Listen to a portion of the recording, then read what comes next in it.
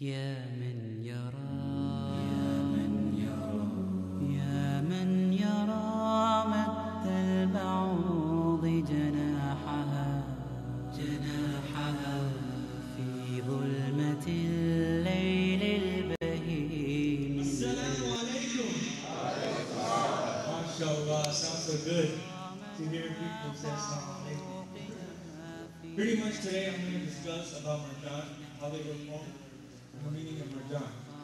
How we were formed, a couple of us brothers, last Ramadan we got together, we just saw the problem of youth, how disunited, how they were going, and to help us out, ourselves out at the same time, we figured we'd create a youth group where we could help ourselves and help the youth.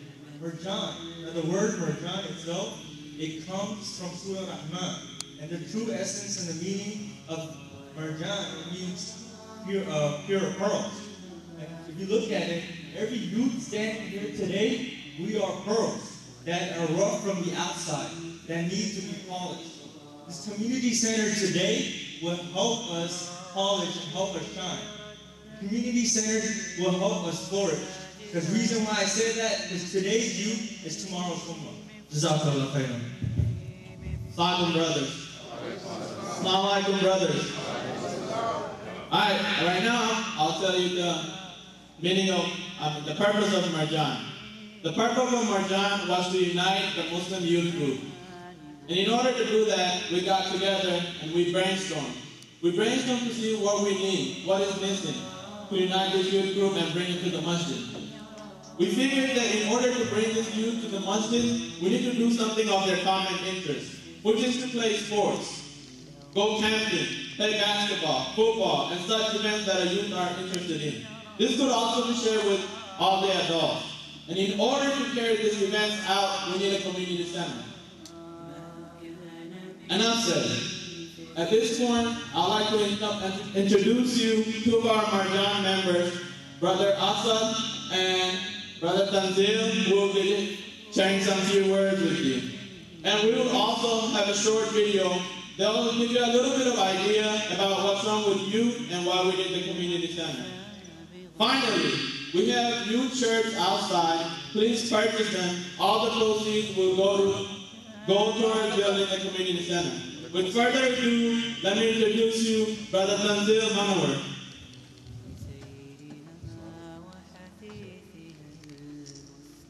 Assalamu alaikum wa rahmatullah. Sisters, I have come to you today to talk about the importance of contributing to the sake of Allah subhanahu wa ta'ala, for the rewards and the ajr that you'll get in both this dunya and the hereafter. Because I'm sure our honored and guest speaker could do a far better job than I have. So inshallah, I want to address a different topic. The topic of the state of the Muslim Ummah today. Now sometimes we complain. We complain that we're living in the worst times, that everything both in and outside the Muslim Ummah is the worst it's been for 14 centuries. We complain that we're being targeted in the media. We complain that we're being oppressed in the news. We complain that we're being slandered in the radio, and we complain that we're being persecuted by every government. We say to ourselves, man, I wish I lived in different times. I wish I lived during the times of the Sahaba. I wish I lived during the times of the Tabi'een. I would be such a better Muslim. Yet we fail to realize that Allah subhanahu wa ta'ala is the best of planners. We fail to realize that Allah subhanahu wa ta'ala has put us in these times specifically for these moments. We as an ummah are the best ummah for these moments. Just as the Sahaba were the best ummah for their time, we, brothers and sisters, are the best ummah for these times. We shouldn't complain. Rather, we should be grateful. We should be grateful that Allah subhanahu wa ta'ala hasn't cursed us, yet has blessed us with His decision for us as an ummah to be living during these times. Because let me tell you something special about this time. Let me tell you something special about 21st century Islam. 21st century Islam could be the next golden era in Islamic history. Yes, the next golden era in Islamic history. Yes, the ummah is weak. Yes, the ummah is disunited. And yes, the ummah faces grave challenges.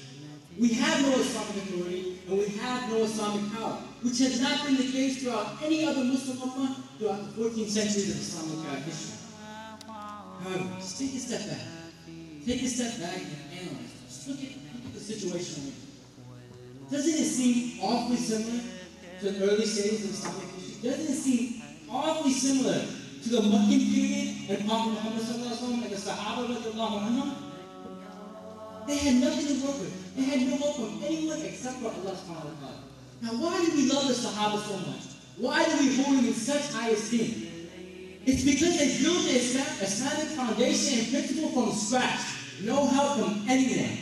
It's because the challenges they faced were so immense and so difficult.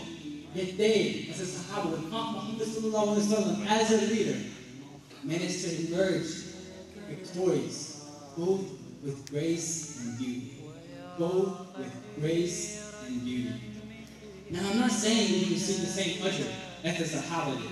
What I'm saying is, if we realize the situation that we're living in today and compare it to that of the Sahaba and act as the Sahaba did, our actions will not go unnoticed. Our actions will not go unnoticed by Allah subhanahu wa ta'ala.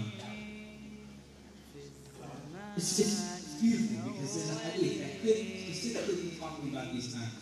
In which Rasulullah sallallahu alaihi wasallam said, my brothers will come towards the end of time.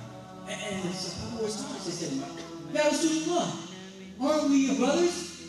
Aren't we your brothers? He said, no, you guys are my companions. My brothers are the ones who will come towards the end of time. And the ajr of one acting member of those brothers, one of those brothers, is going to be equal to 50. It's going to be equal to 50. Again, the Sahaba were astonished. They said, 50, Ya Rasulullah?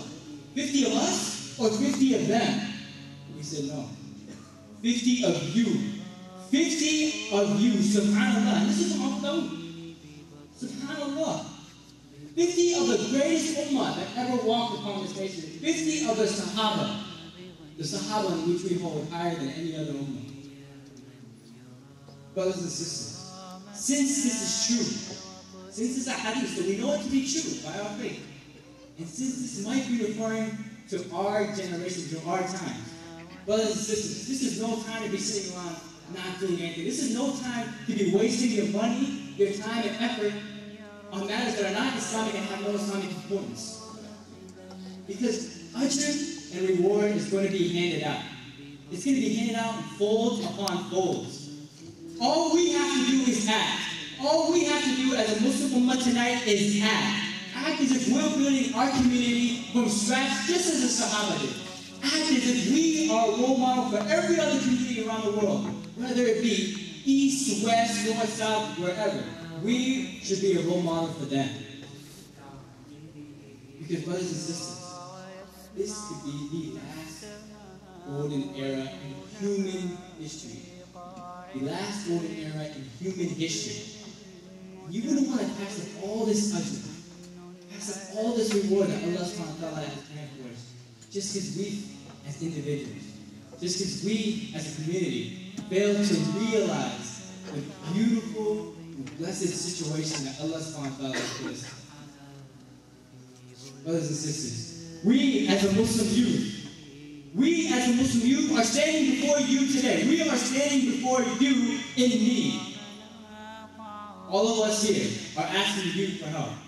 Please, we ask you to lend us a hand in building our future. Jazakumullah khairan. Assalamu alaikum.